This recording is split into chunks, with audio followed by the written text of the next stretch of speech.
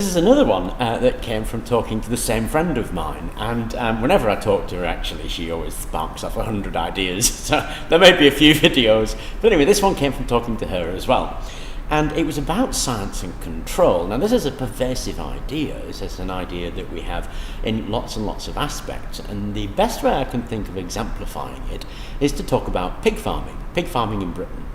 Now, many years ago, if you wanted to farm pigs in Britain, all you basically did was get yourself a few pigs, turn them loose in the forest, and when they were big and flat, you'd slaughter them for bacon.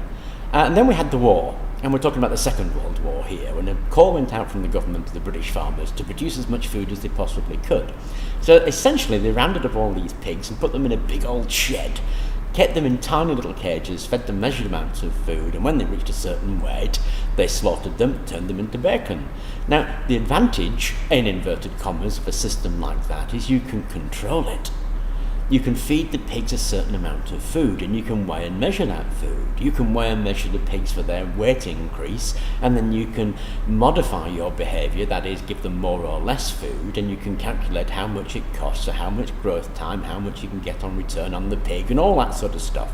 So pig farming essentially turned into a slaughterhouse, a horrific slaughterhouse, because you could control it.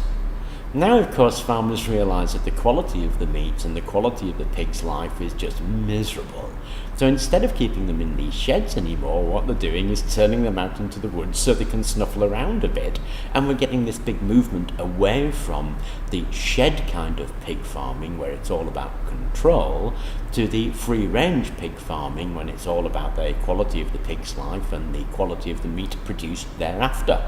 And so, even in pig farming, this essence of control is being lost, because there's been a huge recognition that actually that's not the best way to do things. Now you look at our science is the same thing, really. It began with the desire to control nature. So if we wanted to do something, we wanted to shape a piece of metal, what we'd do is take a hammer and beat it into shape. If we wanted energy, well, we'd cast around for something and we'd burn it.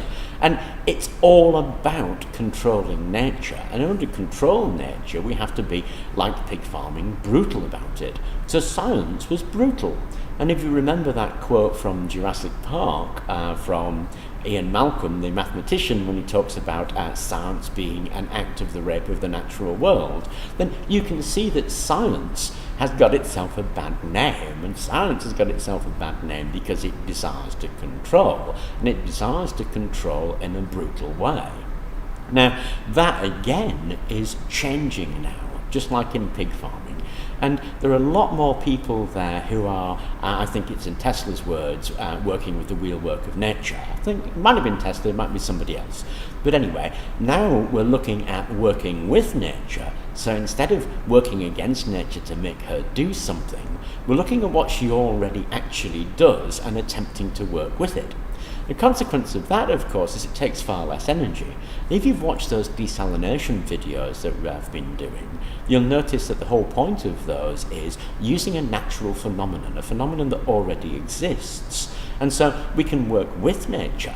And because we're working with nature, surprise, surprise, we get a huge reduction in the amount of energy needed to do something.